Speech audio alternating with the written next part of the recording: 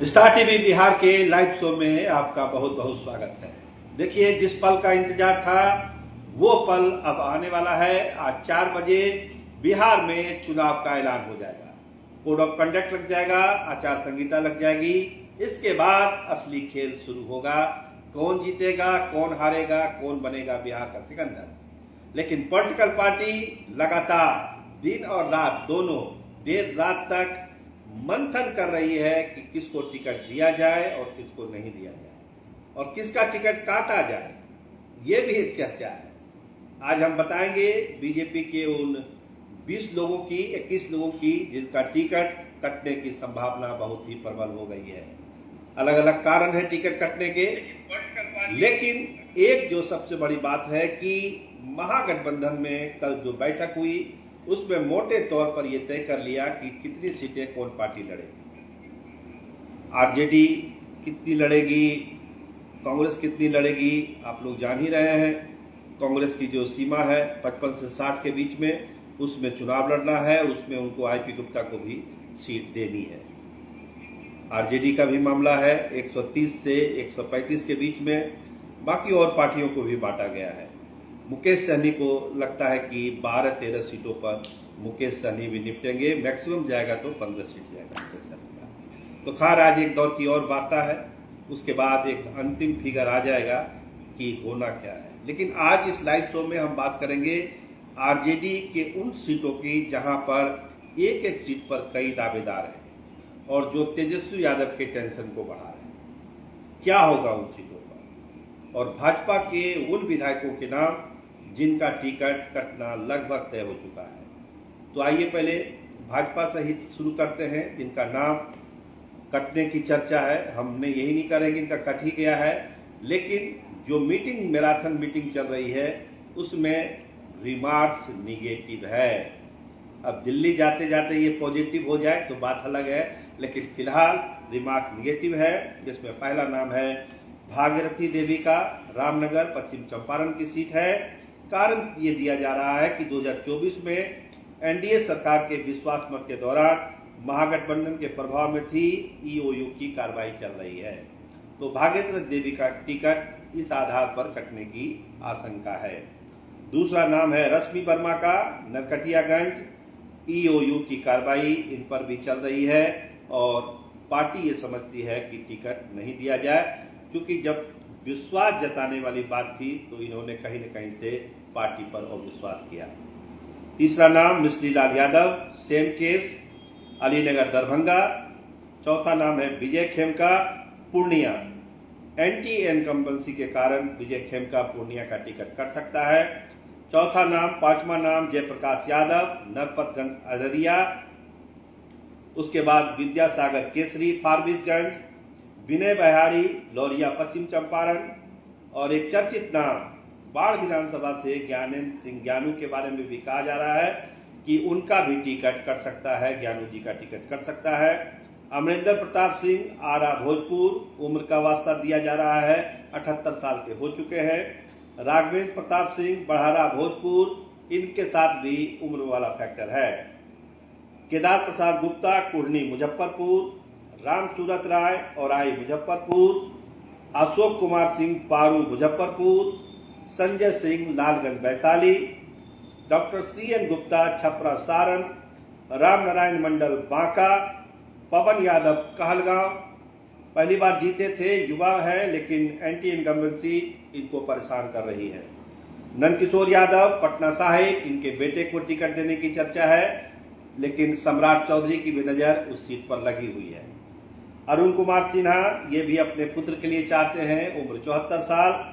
विनोद नारायण झा, बेनीपट्टी मधुबनी, ये seat Janata Dal United के खाते में भी जा सकती है। और एक नाम है वीरेंद्र सिंह, वजीरगंज गया, उम्र 72 साल। यानी ये जो 21 नाम हमने लिए हैं, इनका जो अभी तक का मामला है, पटना तक का मामला, वो बहुत ही अच्छा नहीं है।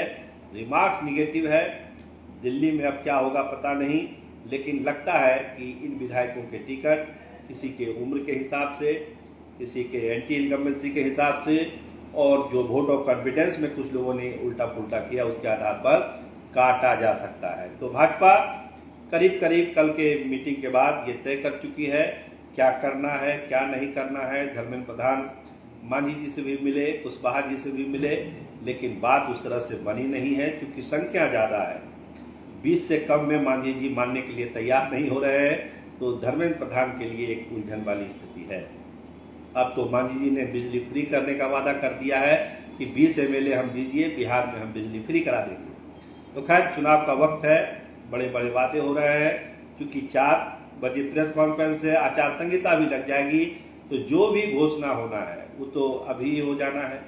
आज तो लग रहा है कि उद्घाटन और शिलान्यास की बौछार लगी हुई है, लेकिन पटना और बिहार के लिए एक अच्छी खबर है कि आज से मेट्रो का परिचालन छोटे ही दायरे में से सही, लेकिन मेट्रो का परिचालन आज से शुरू हो रहा है और ये बिहार के लिए एक गौरव की बात है। आइए आरजेडी पर चलते हैं कि आरजेडी में क्या होगा।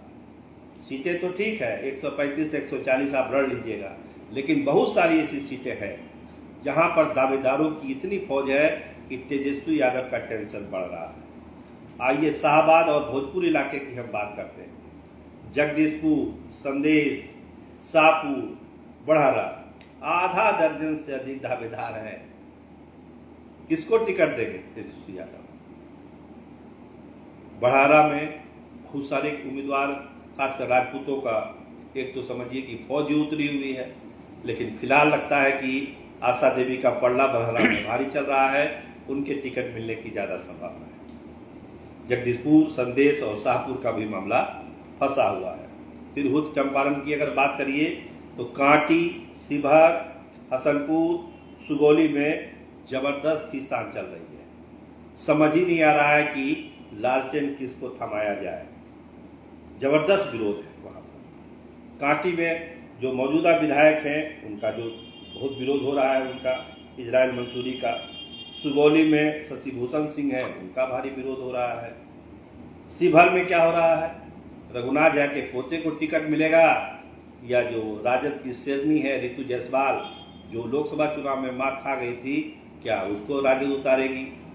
तो ऋतु जायसवाल और रघुनाथ झा के बेटे पोते के बीच जो है एक पहले ही कांटे की लड़ाई है, टिकट किसको मिलता है लालटेन का। आइए मगध में, रफीगंज और नबीनगर में भी भारी असंतोष है, वहां भी बड़े बड़े दावेदार हैं, ये भी एक संकट का कारण है। गोविंदपुर के बारे में कहा जा रहा है कि कौशल यादव का वहां नाम फाइनल है। वारिसनगर से जो है, वारसलीनगर से अनीता कुमारी जो अशोक महतो की पत्नी है, उनका नाम फाइनल है, और नवादा से श्रवण कुशवाहा का नाम फाइनल है। तो कुछ सीटों पर तो तय है, लेकिन मैक्सिमम सीटों पर जिसकी हम चर्चा कर रहे हैं वहां पर टिकट मिलना मुश्किल हो रहा है, दिक्कत हो रही है वहां टिकट लेने में।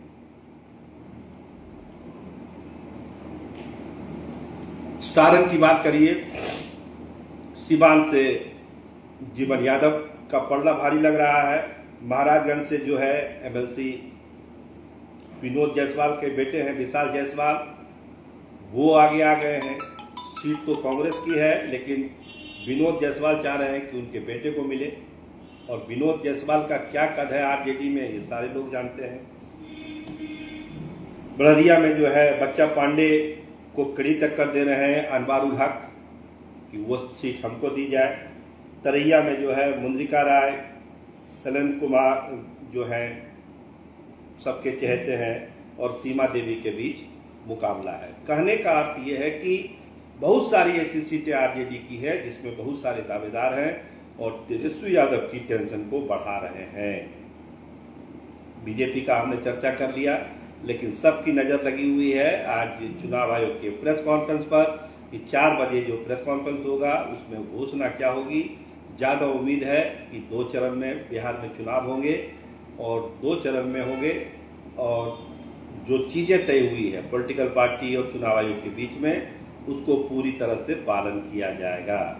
अब सबसे बड़ा टास्क है पॉलिटिकल पार्टी के लिए कि जितनी जल्दी हो सीटें तय हो, कैंडिडेट का अनाउंसमेंट हो, क्योंकि हमको लगता है कि चुनाव आयोग बहुत जल्दी चुनाव कराने के मूड में है, और चुनाव भी जल्दी ही होगा, इसमें कोई दो मत नहीं है। और सभी पार्टियां, चाहे महागठबंधन की हो चाहे एनडीए की हो, 2 से 3 दिनों में लगता है कि अपना होमवर्क पूरा करेगी और प्रशांत किशोर, जिनका होमवर्क तो हमेशा टाइट रहता है, अपने 100 उम्मीदवारों की घोषणा 9 तारीख को करने जा रहे हैं। 9 तारीख को प्रशांत किशोर अपने 100 उम्मीदवारों का ऐलान करेंगे, ये तय हो चुका है। और जो भ्रष्टाचार के खिलाफ उनका मुहिम है वो भी जारी रहेगा। एक जो नई किस्त है भ्रष्टाचार के खिलाफ ऐलान का, वो भी आपको इस हफ्ते में देखने और सुनने को मिलेगा। निशाने पर कौन लोग होंगे ये भी आपको पता चलेगा, लेकिन इतना तय है कि इस हफ्ते प्रशांत किशोर एक बार फिर भ्रष्टाचार की पोल खोलेंगे और अपने 100 उम्मीदवारों का ऐलान 9 तारीख को करेंगे। आप देखते रहिए star TV Bihar. Cameraman Ramnandan के साथ में सरोज सिंह। धन्यवाद, नमस्कार।